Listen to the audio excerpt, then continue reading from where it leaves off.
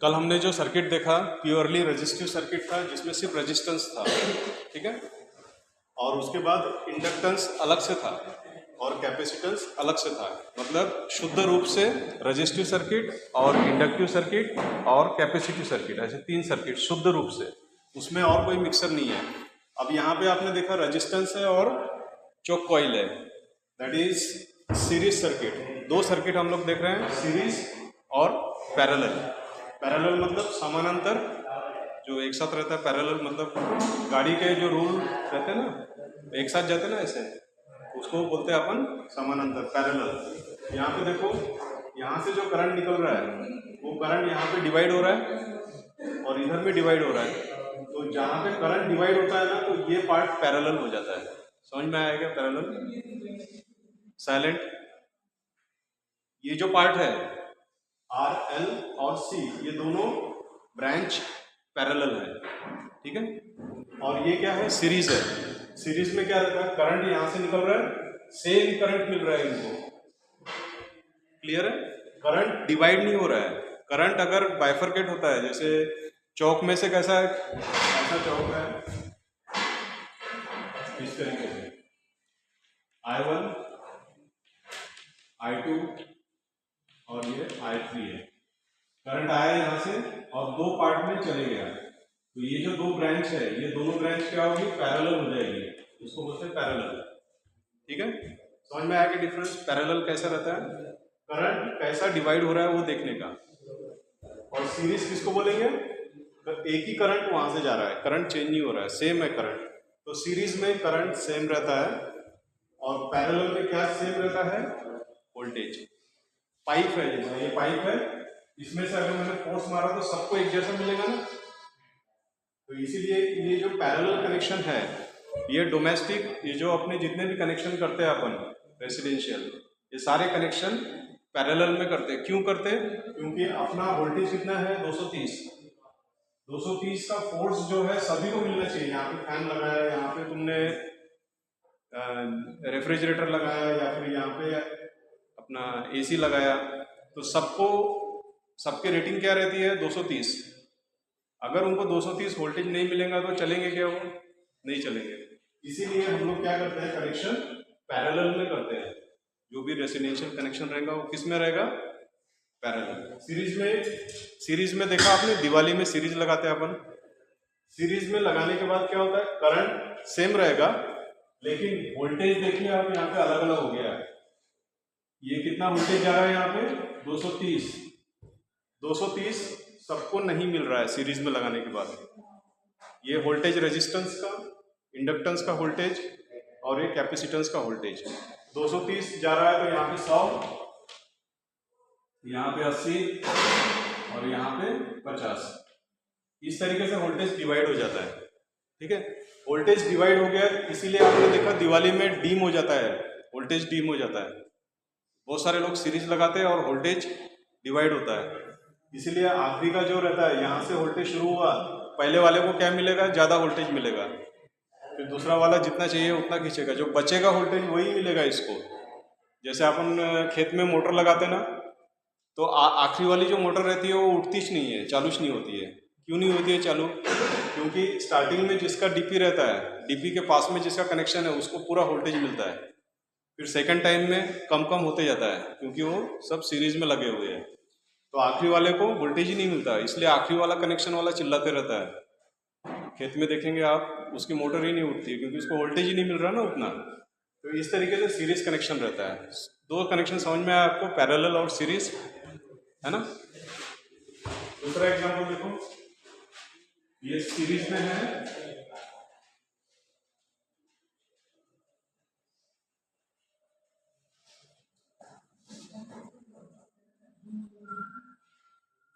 ऐसा कनेक्शन है, यहाँ से डीसी सप्लाई दिया मैंने, बैटरी। ये सीरीज में है, यहाँ से करंट आ रहा है, करंट यहाँ से डिवाइड हो गया, यहाँ से करंट डिवाइड हो गया, तो ये दोनों भी पैरेलल हो गया। फिर उसके बाद फिर से सीरीज है। क्लियर है ऐसे?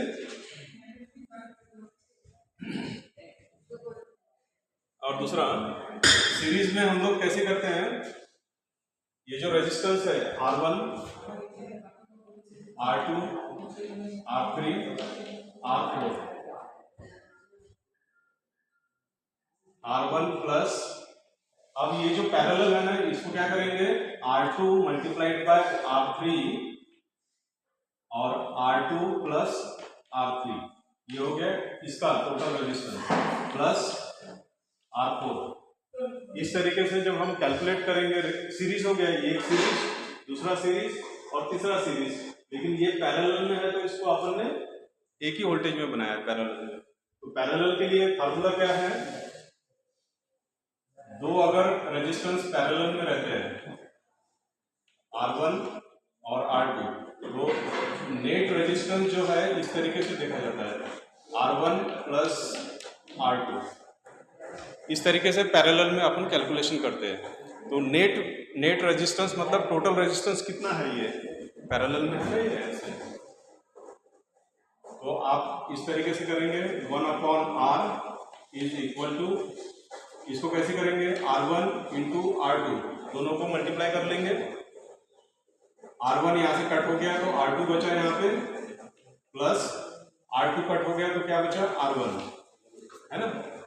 अब ये जो रेसिप्रोकल है, इस रेसिप्रोकल को मैं क्या कर रहा हूँ, उल्टा कर रहा हूँ, तो इधर के भी उल्टे हो जाएंगे, R1 प्लस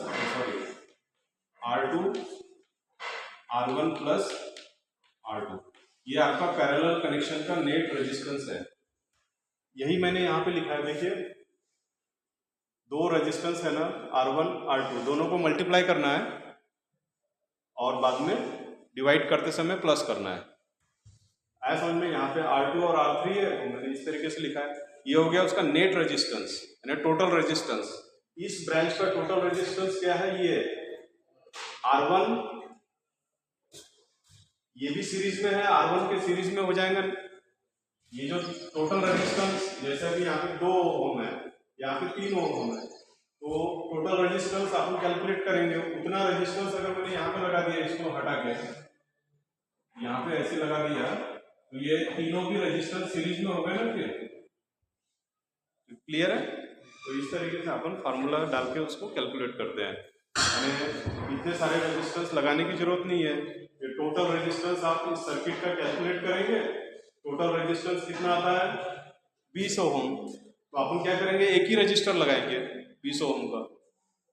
सिंपल हो गया। इस तरीके से सीरीज पैरेलल को कैलकुलेट किया जाता है। उसके बाद देखिए, यहाँ पे जो वोल्टेज है वो वोल्टेज कौन सा है, रेजिस्टेंस के अक्रॉस वोल्टेज है, और यहाँ पे जो वोल्टेज है वो वोल्टेज है ये वाला, इंडक्टेंस के अक्रॉस जो वोल्टेज है। इस तरीके से सीरीज में डिवाइड हो रहा है। करंट क्या है, सेम है ना। तो करंट जब सेम है तो मैंने कॉमन क्या लिया यहाँ पे, करंट। रेफरेंस क्या लिया, करंट सेम है ना, चेंज नहीं हो रहा है, तो वो हो गया रेफरेंस मेरा करंट। जैसे 5 एम्पियर है तो मैं 5 एम्पियर की लाइन बना दूंगा यहाँ पे। उसके बाद रेजिस्टेंस वाला जो सर्किट था उसमें आपने देखा रेजिस्टेंस में क्या होता है, वोल्टेज और करंट एक साथ चलते ना, रेजिस्टेंस वाले सर्किट में एक साथ चलते हैं वोल्टेज और करंट। तो ये जो वोल्टेज है, रेजिस्टेंस वाला जो वोल्टेज है और ये करंट एक साथ है, दिख रहा है तुमको, एक साथ है। तो यहां तक वोल्टेज है रेजिस्टेंस का। फिर उसके बाद ये वाला सर्किट कौन सा, एल वाला। एल सर्किट में आपने देखा था वोल्टेज क्या करता है, लीडिंग करता है करंट को, करंट पीछे रहता है 90 डिग्री से। वोल्टेज आगे रहता है, करंट पीछे रहता है। एल मतलब लैगिंग क्या रहेगा, करंट पीछे रहेगा। चोक कॉइल में करंट पीछे रहता है, कैपेसिटर में करंट आगे रहता है, कैपेसिटर में करंट आगे रहता है। तो चोक कॉइल में आगे क्या रहेगा, वोल्टेज, क्योंकि अपने को ट्यूबलाइट को ब्लास्ट करना है वोल्टेज से, तभी वो ट्यूबलाइट चालू होता है, उसको करंट की जरूरत नहीं है। फैन को करंट की जरूरत है, फैन को करंट मिलेगा तभी घूमेगा वो, समझ में है।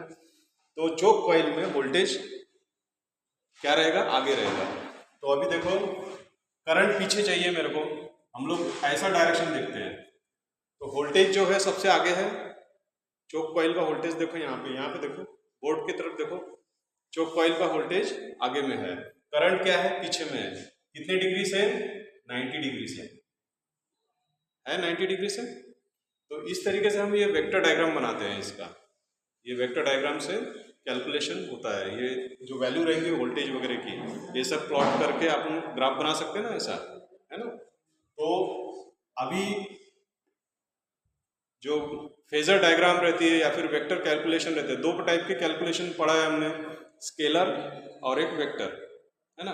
वेक्टर में क्या रहता है, मैग्नीट्यूड ये कीमत है उसकी और ये डायरेक्शन है, क्योंकि एंगल आ गया इसमें। एसी क्वांटिटी में कभी भी मैग्नीट्यूड और डायरेक्शन रहता है, डीसी क्वांटिटी में नहीं रहता है, डीसी में मैग्नीट्यूड और डायरेक्शन सेम रहता है। ये एसी में इस तरीके से कैलकुलेशन किया जाता है, क्यों किया जाता है, क्योंकि उसका मैग्नीट्यूड और डायरेक्शन चेंज होते रहता है। क्लियर है। तो ये एंगल बनता है इसका नेट वोल्टेज, टोटल वोल्टेज का, ये रेजिस्टेंस वाला वोल्टेज और ये कॉइल वाला वोल्टेज, ठीक है। ये दोनों का अगर एडिशन करूंगा मैं तो नेट वोल्टेज मिलेगा मेरे को, ये वाला वोल्टेज, ये टोटल वोल्टेज हो गया। ये दोनों का एडिशन वेक्टर एडिशन रहेगा, ऐसा नहीं डायरेक्ट 80 और 20 मिला के 100, ऐसा नहीं होता है। ये इसमें ये सारे एडिशन साइन, और जो 90 डिग्री में रहता है वो रहता है साइन, और जो सेम इसके साथ चलता है वो रहता है कॉस, और जो ये बन रहा है वो रहता है टैन। ये आपने 10वीं में पढ़ा होगा ट्रिग्नोमेट्री में, तो इस तरीके से याद रखना है आपको। ये इसका वेवफॉर्म है, ये क्या है वेक्टर डायग्राम, ये क्या है वेवफॉर्म। वेवफॉर्म में वोल्टेज दिख रहा है, रेफरेंस में लिया आपने। करंट जो है इसमें लैगिंग में है, क्योंकि करंट क्या है, ये VL का जो करंट है ये 90 डिग्री से नहीं जा रहा है अभी, यहाँ पे डिग्री कौन से चेंज हो रहा है, 5 हो रहा है, 90 से थोड़ा कम हो जा रहा है रिजल्टेंट,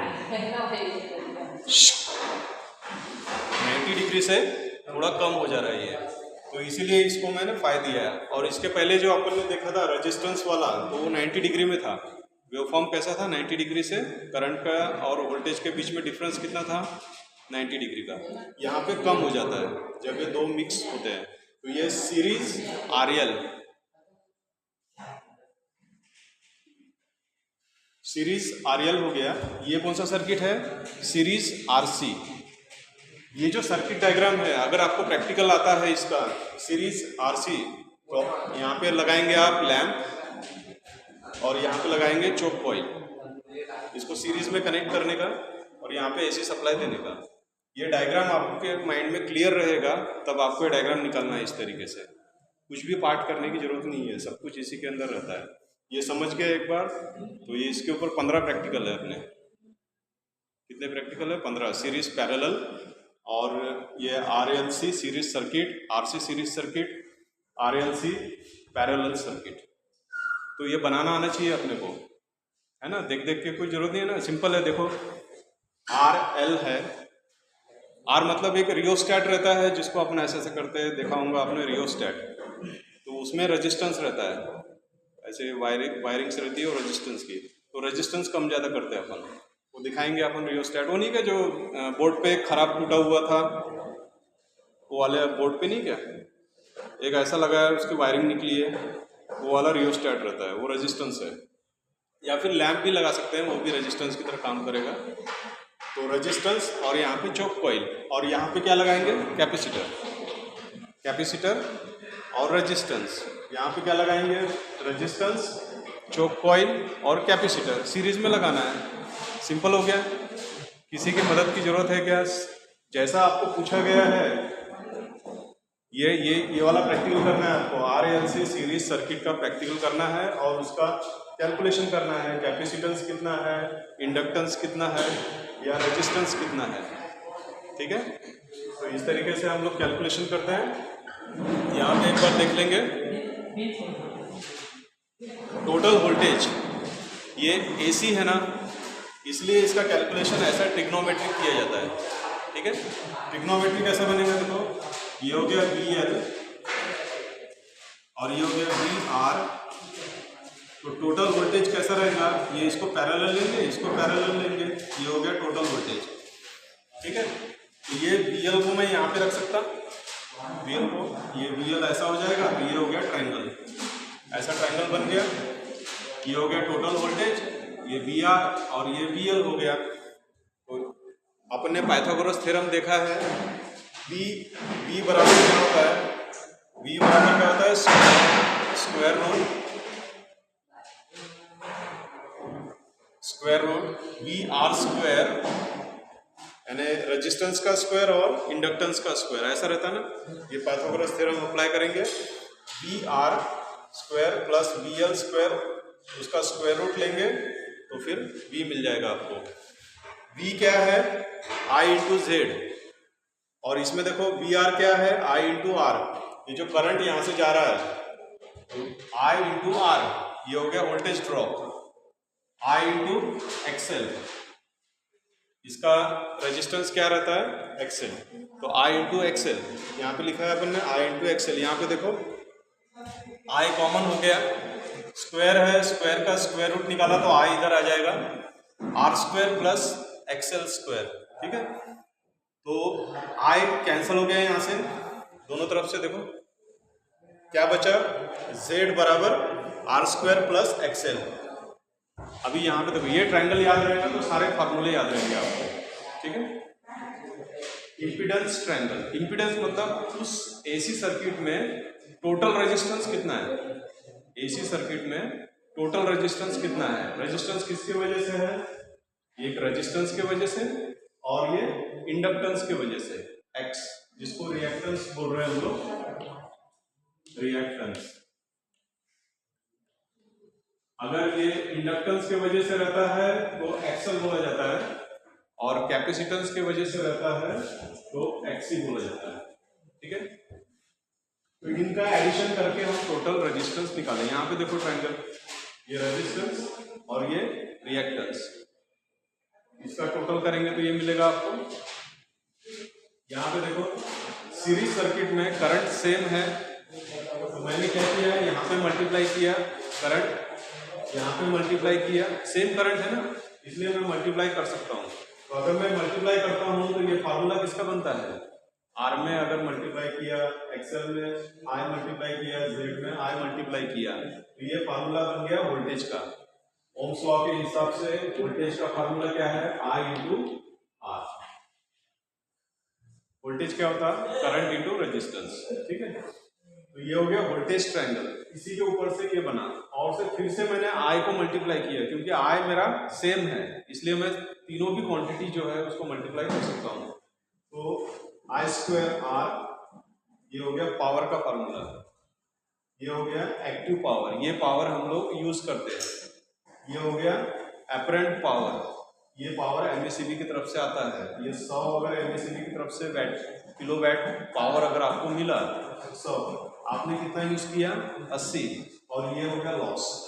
लॉस किसके वजह से होता है, इंडक्टेंस के वजह से या फिर कैपेसिटेंस की वजह से, कम ज्यादा होता है इसलिए। तो ये 90 डिग्री में होता है, इसलिए ऐसा ट्रायंगल बनता है इसका। ये हो गया पावर, यहाँ पे ध्यान दो लास्ट पॉइंट है, ये हो गया पावर, ये हो गया रिएक्टिव पावर, कौन सा पावर, रिएक्टिव पावर, और ये हो गया एपरेंट पावर, ट्रू पावर, यानी ये आपको MACB से मिला है और ये आप यूज कर रहे हो। तो इसका फार्मूला क्या है, I square R, I square XL, I square Z। अभी दूसरा अपन देखते हैं, यहाँ पे मैंने बताया जो एंगल के पास में रहता है वो कॉस है, और जो एंगल से 90 डिग्री बनाता है वो साइन है, ठीक है। तो यहाँ पे देखो ये जो पार्ट है ये एंगल के पास में है ना, इसलिए VI cos phi, और ये 90 डिग्री में इसलिए VI sin phi। ये रिएक्टिव पावर का फार्मूला है, दो फार्मूले हैं उसके, यहाँ पे भी VI cos phi पावर का फार्मूला AC के लिए, AC में cos phi आ जाएगा, पावर फैक्टर, cos phi मतलब पावर फैक्टर। ये जो एंगल है उसका अपन कोसाइन लेते हैं एंगल, ठीक है। और ये हो गया टोटल V इंटू I, यहाँ पे tan पर नहीं रहता है। तो ये पावर ट्रायंगल, वोल्टेज ट्रायंगल और इम्पीडेंस ट्रायंगल। दूसरा ये जो RC सीरीज सर्किट है, तो यहाँ पे आपने देखा RC में कैपेसिटर में करंट क्या रहता है, आगे रहता है, और वोल्टेज उसके पीछे रहता है। करंट आगे है और वोल्टेज जो है उसके पीछे में है, ठीक है, 90 डिग्री से। और इसके वजह से अपन नेट रिएक्टेंस निकाल रहे हैं। आर के वजह से वोल्टेज ये और सी के वजह से वोल्टेज ये, टोटल वोल्टेज इस तरीके से। तो ये जो ग्राफ है ये नीचे की तरफ जाता है, एल में ऊपर की तरफ आता है, उसी के हिसाब से ये भी है। सी रहने की वजह से करंट लीडिंग में रहेगा, सी रहने की वजह से करंट क्या रहेगा, लीडिंग में रहेगा with the angle phi, 90 degree नहीं, फाई में कुछ भी हो सकता है, 63 भी हो सकता है एंगल, 90 से कम रहता है, ठीक है। सेम फार्मूला यहाँ पे सिर्फ एक्स ही आएगा, यहाँ पे क्या आया था, एक्सएल, यहाँ पे एक्सी। ये है कैपेसिटिव, इसके टर्म्स याद रखो, capacitive reactance, inductive reactance, simple है। रिएक्टेंस, रेजिस्टेंस और ये इम्पीडेंस, ये तीनों भी विरोध है, ये रेजिस्टेंस भी है, लेकिन एसी में उनके अलग अलग नाम है। टोटल रेजिस्टेंस मतलब इम्पीडेंस, ठीक है, ये रेजिस्टेंस, और ये कैपेसिटर के वजह से जो रेजिस्टेंस तैयार हो रहा वो रिएक्टेंस है, कैपेसिटिव रिएक्टेंस। फिर इनका इम्पीडेंस ट्रायंगल, वो ट्रायंगल भी इसी के हिसाब से नीचे आ जाएगा। इसको मैं यहाँ पे शिफ्ट कर दूंगा तो ऐसा ट्रायंगल बन जाएगा। टोटल इम्पीडेंस, रेजिस्टेंस और एक्सी, इनका कैलकुलेशन के लिए ट्रायंगल, इम्पीडेंस ट्रायंगल। पैरेलल में क्या रहता है, वोल्टेज सेम रहता है, इसलिए मैंने वोल्टेज सेम निकाला, और करंट के कैलकुलेशन है। टोटल करंट कितना जा रहा है यहाँ से अगर 5 एम्पियर जा रहा है, यहाँ पे 2 एम्पियर गया और यहाँ पे 3 एम्पियर, और ये 3 एम्पियर यहाँ पे आया और यहाँ पे 2 एम्पियर, और ये 3 एम्पियर, तो यहाँ पे 5 एम्पियर। इस तरीके से वो सेम वापस आता है। यहाँ पे जब भी डिवाइड हो जाता है उसको पैरेलल बोलते हैं, ठीक है। तो इतना आउटलाइन समझ में आया क्या आपको? इसके ऊपर 15 प्रैक्टिकल्स है, इसमें से अगर एक आधा प्रैक्टिकल आया तो आपको खुद डायग्राम निकालनी आनी चाहिए। क्या करना है, रेजिस्टेंस, इंडक्टेंस और कैपेसिटर, और एक्सपेरिमेंट में कैसा रहेगा, सिंगल फेज सप्लाई रहेगा, उसी को सीरीज में जोड़ना है। पैरेलल में जोड़ते समय ऐसे कनेक्शन करने हैं आपको, यहाँ से शुरू करने का, एक पार्ट कैपेसिटर को लगाने का, एक पार्ट इधर लगाने का, इसको सीरीज में लगाने का, जोड़ते जाने का। इस तरीके से सर्किट डायग्राम कंप्लीट, ठीक है। तो ये पार्ट था आरएलसी सीरीज सर्किट और आरएलसी पैरेलल सर्किट। सीरीज और पैरेलल समझ में आया कि यहाँ से सीरीज में रहेगा तो नेट रिएक्टेंस कैसे, क्या नेट रेजिस्टेंस कैसे कैलकुलेट करते हैं, R1 plus R2 plus R3। अगर 3 रेजिस्टेंस है इस तरीके से, ये है 2 ओम, 3 ओम, 5 ओम, तो टोटल रेजिस्टेंस कितना हो जाएगा इसका, 10 ओम। मैं एक ही रजिस्टर लगाऊंगा यहाँ पे 10 ओम का। ये हो गया सीरीज कैलकुलेशन। सीरीज में डायरेक्ट एडिशन और पैरेलल में रिवर्स। पैरेलल रहेगा तो 1/R is equal to 1/R1 plus 1/R2।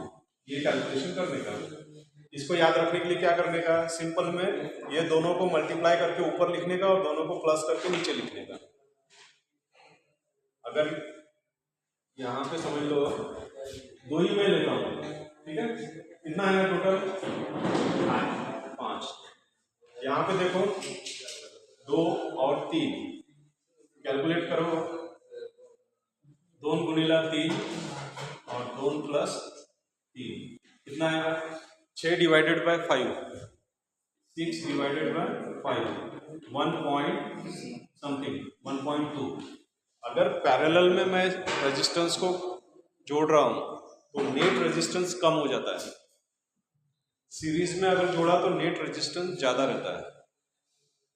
समझ में आया? मुझे अगर रेजिस्टेंस को कम करना है तो मैं क्या करूंगा, पैरेलल कनेक्शन करूंगा, उसके रेजिस्टेंस कम हो जाएगा।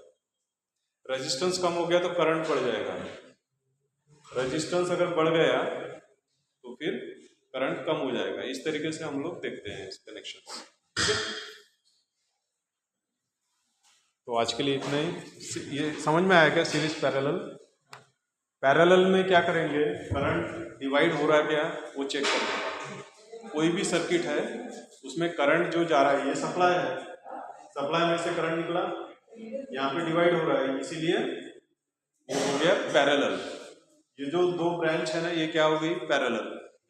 और करंट यहां से निकला, सेम जा रहा है, डिवाइड नहीं हो रहा है ना, ये करंट के लिए दो फटे नहीं फूट रहे, इसीलिए ये हो गया सीरीज कनेक्शन। जो भी इंस्ट्रूमेंट आपने जोड़ा है वो सीरीज में है। ठीक है, तो आज के लिए इतना ही काफी है।